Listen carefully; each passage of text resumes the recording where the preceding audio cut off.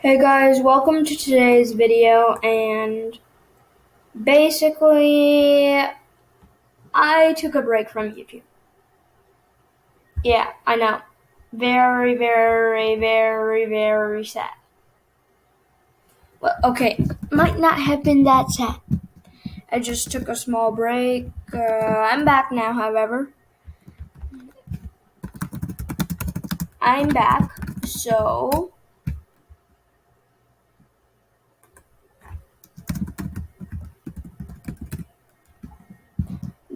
also a few things is today we're going to be doing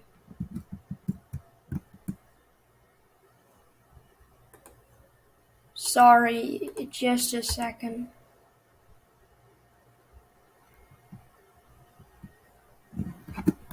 Okay, never mind.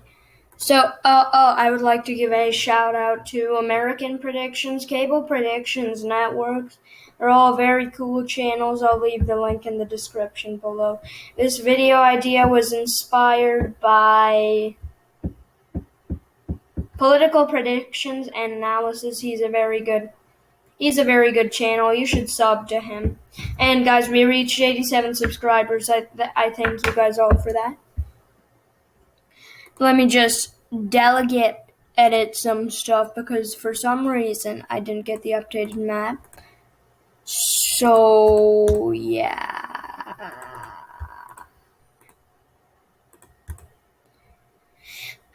What, 17? Michigan went to 15, I think. Pennsylvania went to 19. New York went to 28. Oh, and Colorado went up. Okay, that's it. So it's a proportional electoral college prediction. So if you don't know how a proportional electoral college works, I'll tell you right now. It's Ron DeSantis versus Kamala Harris. So how does an proportional electoral college work, you may ask? So I'll give an example. In 2020, in the state of, let's say, Michigan. That's not how it works, sorry. In the state of Michigan, it's winner takes all, right? So in 2020, even though Trump was like, wait, no, this isn't a good example. I don't know what. Even though Trump almost carried the state of Wisconsin, Joe Biden got all 10 electorals, right? And you're like, yeah. And I'm like, yes. But if it was a proportional electoral college system, it was really close, so they'd both get the same amount of electorals. For example, let me say, if you get 80% of the vote in a state, you get 80% of its electorals. It's not winner take all. And we also round up for the winner. Like in Georgia, it won't be 8, it would be 9. We'd round up for the winner, whoever would win that. So let's do that. Oh, and reasonably, a third party would carry a vote. Yeah, you heard me, third party getting a vote. But that's only in California. 1 vote in California. That's pretty much it. And here, Kamala Harris would probably get around 58% of the vote. I'm going to go with 61. So Ron DeSantis gets 20. So right now, DeSantis defeating Kamala Harris. In Oregon, DeSantis would probably get around... No, it's not going to be around 42.86. So we're going to get around 28.57.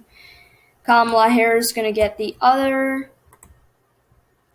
In Washington, it's very similar margins. Kamala Harris would win by I'm going to go with 66%. Her West Coast patrol would really help her out. In Nevada, I think DeSantis could edge out, but so you're like, but like barely. But again, we're rounding up, so 66.67. He'd end up winning that. In Idaho, Kamala Harris would end up getting 1 electoral. Same thing in Montana.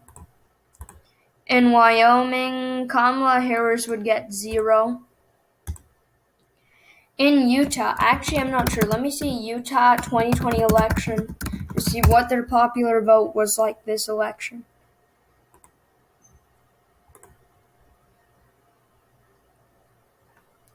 Let's see, 58.13 went for Trump.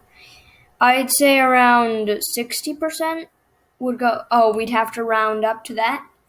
So Kamala Harris would get 2 electorals there. In Arizona, DeSantis would most likely carry. It would be around 50, but we're rounding up. So always remember, we're rounding up. So Kamala Harris would get like 5. In New Mexico, Ron DeSantis would probably get 2 electorals. In Colorado, DeSantis would get 4 electorals. In Texas, he'd win around, I'd say, 57%.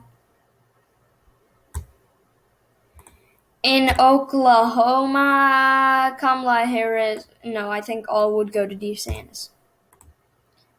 In Kansas, I think she'd win 2. DeSantis gets 4.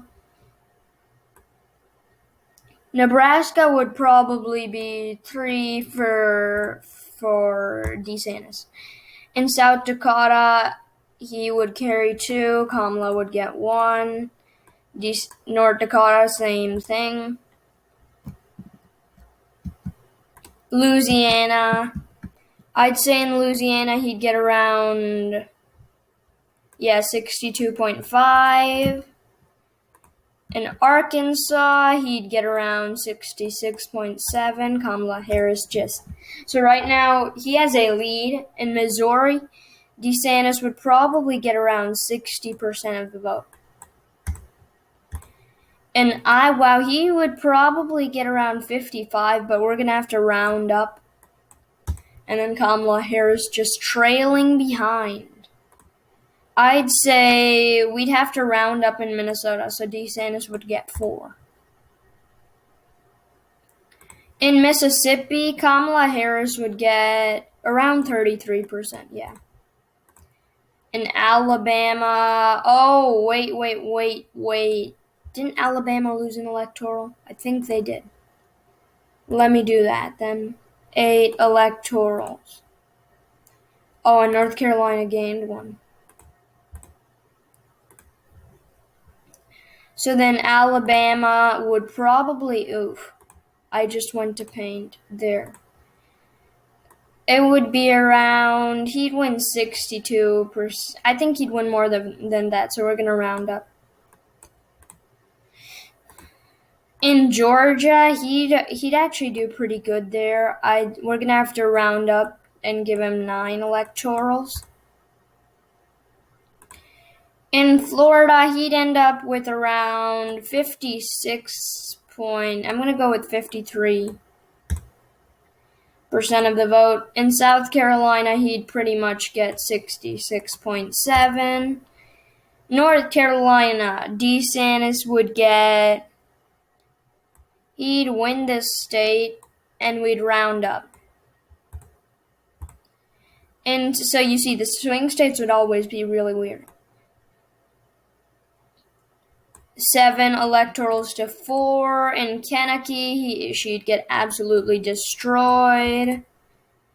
In Virginia, Kamala Harris would drive up around 61 because we have to round up.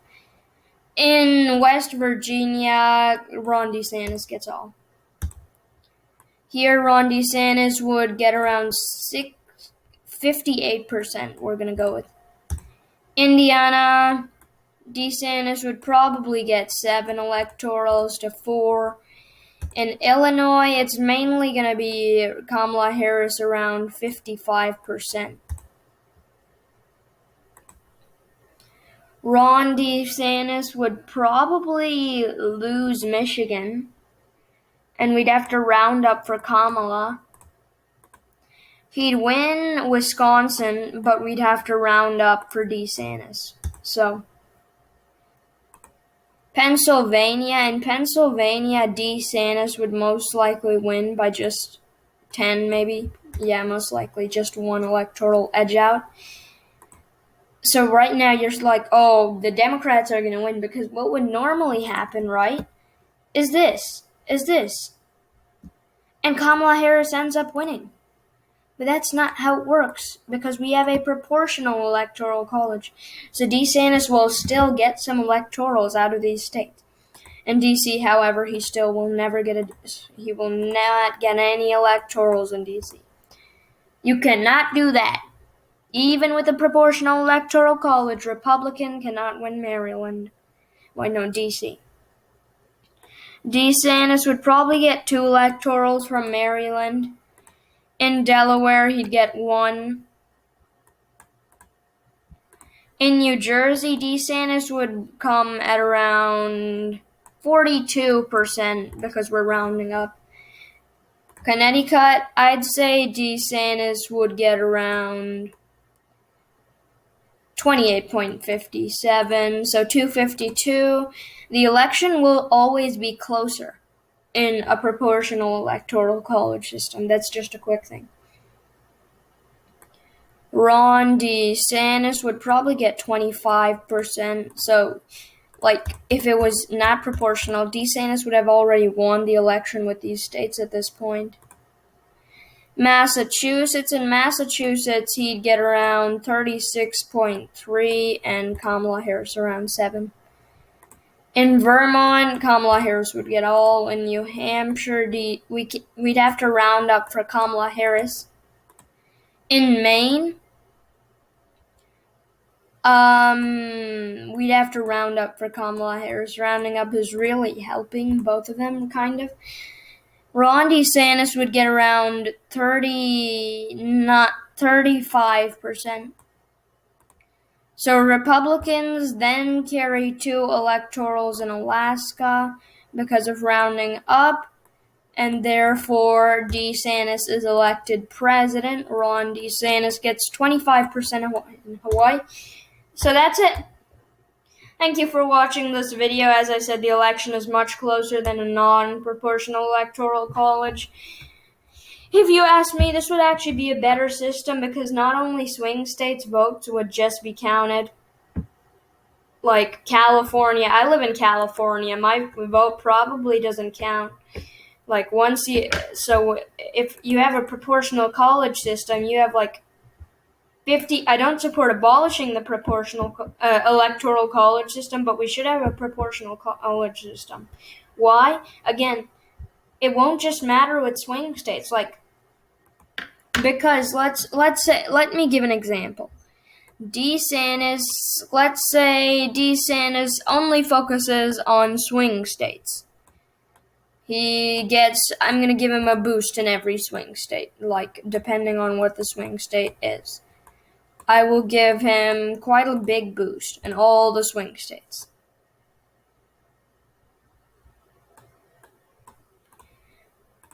So you're like, okay, but let's say Kamala Harris doesn't do that. Let's say Kamala Harris actually campaigns everywhere.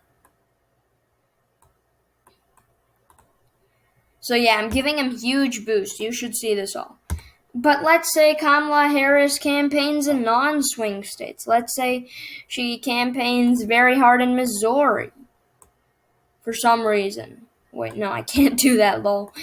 My example failed. Let's say she campaigns very well in Tennessee.